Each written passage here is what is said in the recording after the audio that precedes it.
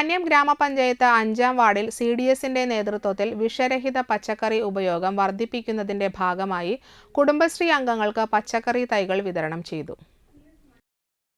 Ward member ആൻഡോ തൊറയൻ പച്ചക്കറി തൈ വിതരണോദ്ഘാടനം നടത്തി. അനശ്വര അംഗനവാടിയിൽ നടന്ന ചടങ്ങിൽ ADS പ്രസിഡന്റ് വിജയപ്രകാശൻ അധ്യക്ഷത വഹിച്ചു. Block panchayat member Seenath Muhammad Ali, CDS member Subhadra Ravi, coordinator Yamuna Raju, anganwadi അധ്യാപിക സതി രംഗൻ, ആശാ വർക്കർ സുശീല രാജൻ എന്നിവർ സംസാരിച്ചു.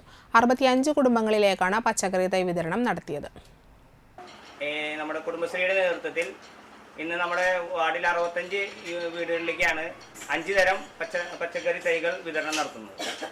ഇത് പഞ്ചായത്ത് തലത്തിൽ 3-ാം ഘട്ടമാണ്. ഇതിവിടെ നമ്മുടെ വാർഡിൽ 2ാമത്തെ തവണയാണ് ഇത് വിതരണം നടത്തുന്നത്. എനിക്കിത് പറയാനുള്ളത്, അധികം തൈകളൊന്നും നമ്മൾ ഒരു കാര്യത്തിന് കൊണ്ടുപോകേണ്ടതില്ല. അതായത് ഉള്ള 5 തൈ ആണെങ്കിൽ ആ 5 തൈയും വളരെ നന്നായി പരിപാലിച്ചാൽ നമുക്ക് ഏറ്റവും കൂടുതൽ വിളവ് കിട്ടുന്ന രീതിയിലേക്ക് നമ്മുടെ ഇത് മാറും, നമ്മുടെ വാർഡ് മാറും.